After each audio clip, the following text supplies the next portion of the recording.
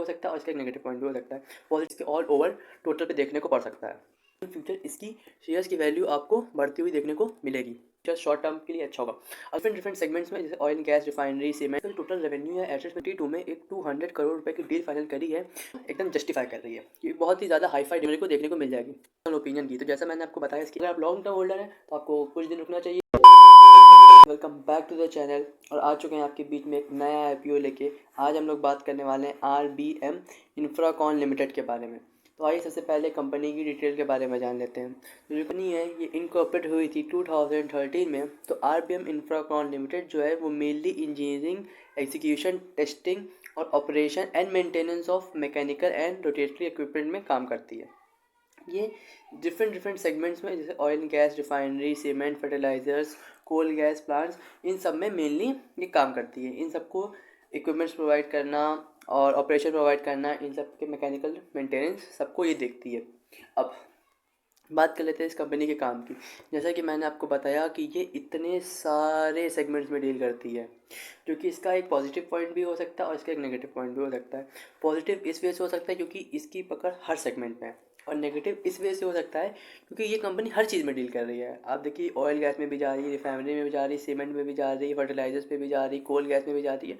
इसने अपनी ब्रांचेस को हर जगह फैला रखा है। हाँ, कुछ पॉइंट ऑफ व्यू से तो ये अच्छा है कि कंपनी जितनी ज़्यादा बड़ी होगी उतना अच्छा होगा, लेकिन अगर कंपनी ने किसी एक सेगमेंट में भी अच्छा परफॉर्म नहीं किया तो उसका असर इसके ऑल ओवर टोटल पे देखने को पड़ सकता है। तो चलिए, पहली बात तो ये हो गई, और देखते हैं। बताना चाहता हूँ कि कंपनी ने 16 सितंबर 2022 में एक 200 करोड़ रुपए की डील फाइनल करी है, जो कंपनी का नाम है मेल्को इंजीनियरिंग LTD फॉर ऑपरेशंस, जो कि ये इसके लिए एक पॉजिटिव साइन है कि इन फ्यूचर इसकी शेयर्स की वैल्यू आपको बढ़ती हुई देखने को मिलेगी। अब आगे बात कर लेते हैं। अब बात कर लेते हैं फाइनेंशियल की, जो कि हर कंपनी के लिए सबसे ज़्यादा इंपॉर्टेंट होती है। इसकी टोटल एसेट्स कम हो रही हैं, टोटल रेवेन्यू कम हो रहा है, प्रॉफिट आफ्टर टैक्स वो भी कम हो रहा है, और नेटवर्थ की बात करी जाए तो ये चीज़ थोड़ी पॉजिटिव है क्योंकि ये इंक्रीज़ हो रही है, ये बढ़ रही है आपकी, ये चीज़ तो इसकी अच्छी है। अब बात करते हैं रिजर्व्स एंड सरप्लस, वो भी आपको कुछ परसेंट देखने को बढ़ रहा मिल रहा है, जो कि अच्छा साइन है। अब इसकी जो टोटल बोरोइंग है वो कम हुई है। हाँ, हाल फिलहाल में 2 साल में बढ़ी है, लेकिन उसके बाद ये कम हुई है, जो कि इसके लिए एक प्लस पॉइंट है।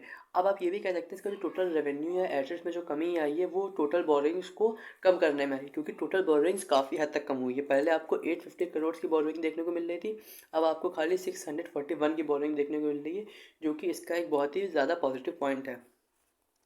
अब बात कर लेते हैं इसके ऑब्जेक्ट ऑफ इशू की, जो कि इतना खास है नहीं, क्योंकि इसमें ऐसा कोई इशू नहीं है जो कि डिस्कस करा जाए। अब बात कर लेते हैं IPO डिटेल के बारे में। तो सबसे पहली चीज़, इसका जो फेस वैल्यू होगी वो 10 पर शेयर होगी। इसका प्राइस जो है वो 36 पर शेयर होगा, जो कि इस कंपनी की वैल्यू को एकदम जस्टिफाई कर रही है। ये बहुत ही ज़्यादा हाईफाई डिमांड नहीं कर रहे। 36 इसके फेस वैल्यू को, इसके प्राइस को एकदम जस्टिफाई कर रही है। लॉट साइज़ की बात करें तो आपको एक लॉट में 300 शेयर्स देखने को मिलेंगे। ऑल टोटल ये 23,25,000 करोड़ शेयर्स निकालने, जिनकी वर्थ होगी 8.37 करोड़ रुपीज़। अब इसकी लिस्टिंग आपको देखने को मिलेगी NSE और SME में, दोनों पे। और इसका मार्केट कैप जो कि काफ़ी अच्छा है, देखिए 30.39 करोड़ है, जिसके हिसाब से इसकी वैल्यू को ये एकदम जस्टिफाई कर रहा है। अब अगर बात करी जाए इवेंट डेट की, तो इसकी ओपनिंग डेट होगी 23 दिसंबर, जो कि बीत चुकी है। क्लोजिंग डेट होगी 27 दिसंबर, यानी कि कल इसकी क्लोजिंग डेट होगी।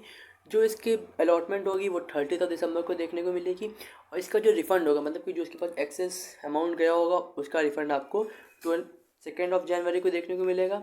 इसकी लिस्टिंग आपको 4 जनवरी को देखने को मिल जाएगी। अब बात कर लेते हैं अगर पर्सनल ओपिनियन की, तो जैसा मैंने आपको बताया, इसकी एसेट्स कम हो रहे हैं, टोटल रेवेन्यू कम हो रहा है, टैक्सेशन कम हो रहा है, लेकिन नेटवर्थ और रिजर्व्स में आपको प्लस साइन एक है, और टोटल बोरोइंग कम हो रही, जो कि भी एक प्लस साइन है। मेरे हिसाब से आपको RBM के लिए जाना चाहिए, क्योंकि इसके सेगमेंट्स भी आपको काफ़ी अच्छे देखने को मिल रहे हैं, और इसकी जो भी हाल फिलहाल में डील हुई है वो शॉर्ट टर्म इन्वेस्टर के लिए तो बहुत ही फ़ायदेमंद होगी। अगर आप IPO पे बेस पे अगर इसको बाय करते हैं तो इन फ्यूचर शॉर्ट टर्म के लिए अच्छा होगा। अगर आप लॉन्ग टर्म होल्डर हैं तो आपको कुछ दिन रुकना चाहिए, 2-4 दिन का वेट करना चाहिए। अभी अलॉटमेंट हो जाने दीजिए 27 के बाद, उसके बाद ही आप कुछ देखिएगा। और अगर आप इसको पोर्टफोलियो में भी ऐड करना चाहते हैं तो इसको आप आराम से 5 to 6% की स्पेस दे सकते हैं। ये स्टॉक मेरे को थोड़ा अच्छा लगा क्योंकि इसकी मैं तो ये बोलूँगा यू शुड बाय इट। अगर वीडियो अच्छी लगी हो तो लाइक करें, सब्सक्राइब करें। Thank you.